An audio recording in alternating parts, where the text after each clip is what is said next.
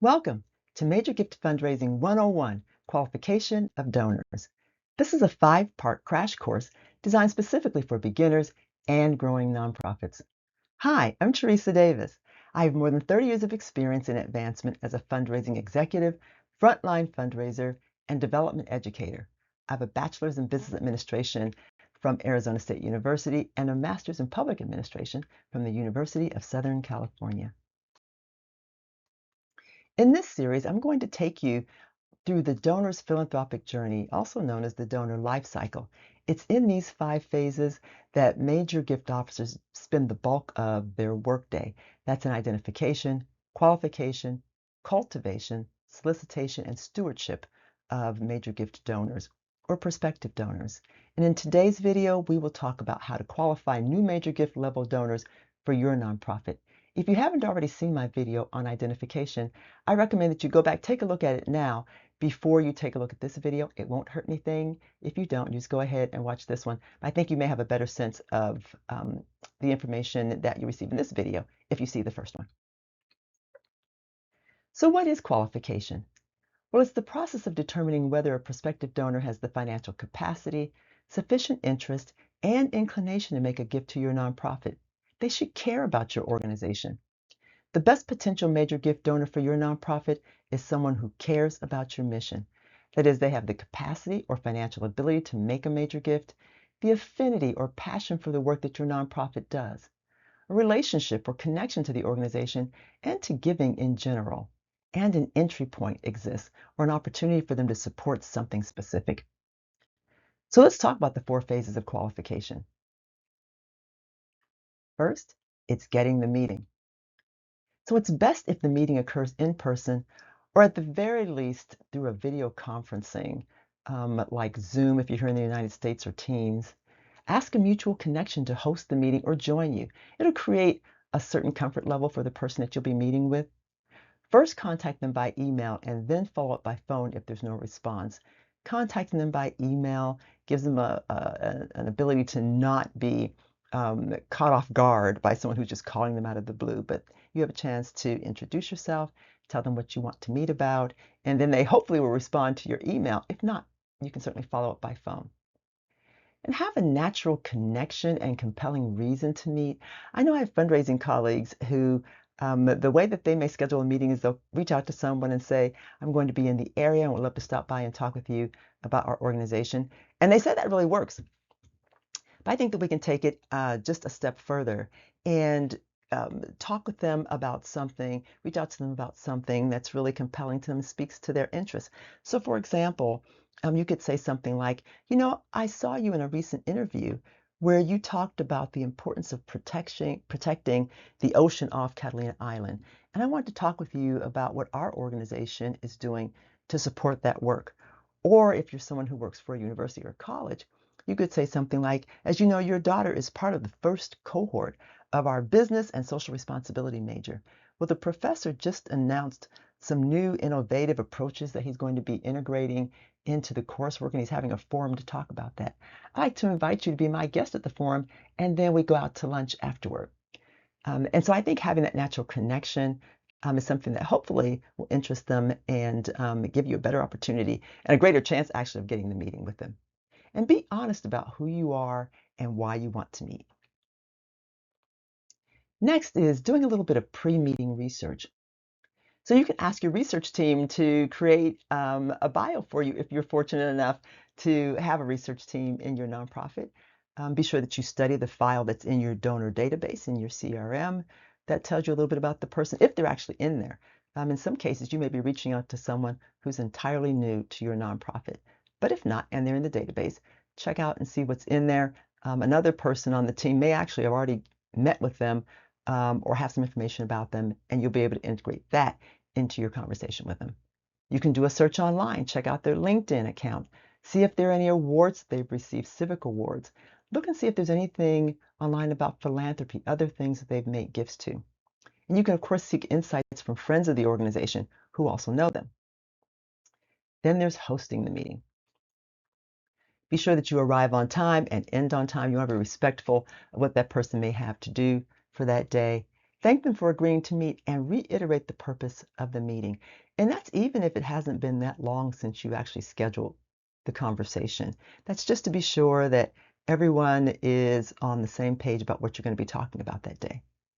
Tell them about your organization and its impact, and be sure that you tailor that to their interests. So here's where you're having done that research about them before you have the meeting can be helpful. You can take the work that your organization is doing and put it in the context of what that person really cares about. Be sure that you ask questions that will help you assess their level of care for your organization. So, for example, a question that a major gift officer who works for a zoo might ask to assess the level of affinity, she may ask, have you ever been involved with a zoo like ours before or a preservation society? If the person says, yes, I have, then she could ask, well, did you enjoy your experience? If the person says, yes, I did, well, what did you enjoy about it? What if they say they didn't? It was an awful experience, or it's just not something, no, it wasn't that great, which is the reason why I've stepped away from that organization. Then the gift officer can ask, oh, what was it that disappointed you? See, I suspect that they have some level of interest in what your organization is doing, or else they wouldn't have taken the meeting. However, you're looking for even the smallest of clues in the answers that are given. Then there's the post meeting. So be sure that you thank them for the meeting the same day that you've had it and follow up as promised. If there was information that they requested that you said you're going to get for them, be sure that you do that. If there's a question that they asked and you didn't have the answer to, be sure that you seek out that answer and get that back to them.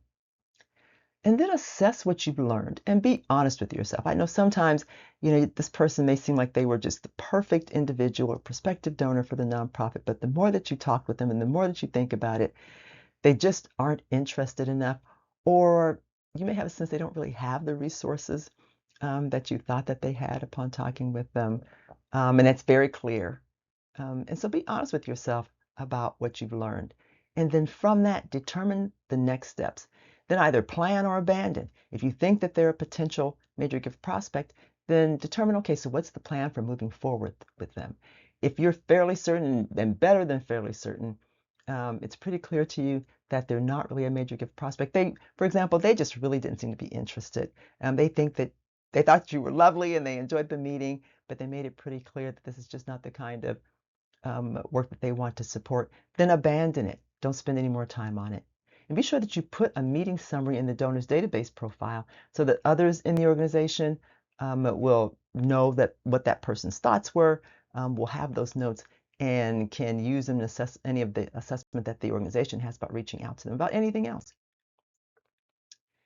So, what if they're not likely to make a major gift? Might they contribute to the annual fund? Right, so maybe they don't have the capacity to make a gift at the level of a major gift, or they think that you're fine enough, but you really feel like they have higher priorities on their list of philanthropy, but might make a small gift.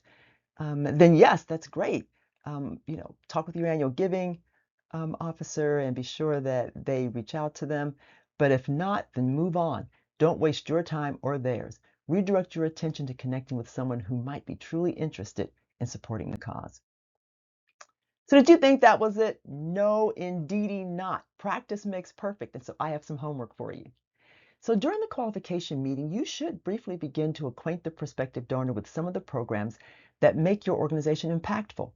For this homework assignment, you are going to create a 2-minute pitch. So first, select a nonprofit that you admire. If you're already working for a nonprofit, then that's the nonprofit that you select. If you're not working for a nonprofit, then think about one that you really admire, whose work that they're doing you really have a passion for. Next, identify someone, they could be famous or not, whose level of care that you would like to gauge for the nonprofit. You're thinking, you know what? This person would be just amazing. I think they love the work that we're doing. Okay, well, that's the person that you're going to work with. They'll be your prospective donor.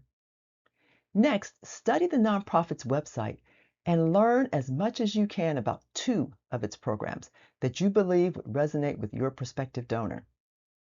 Now, in order for this to work, you would have to first conduct some research about the prospective donor to have a sense of what they care about.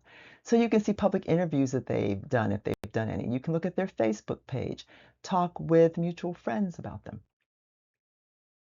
And then finally, create a 2-minute verbal description of the 2 programs that conveys their value or impact.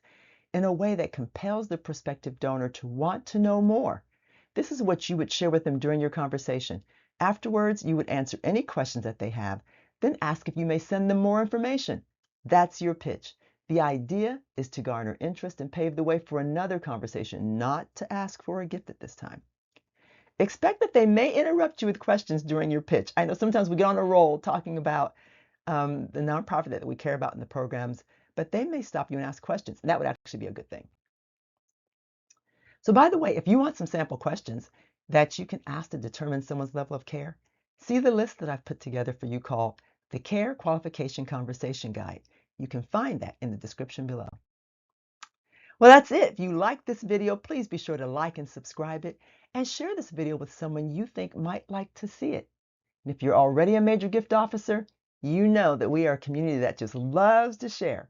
So please leave your best tips for how to get the qualification meeting in the comments section.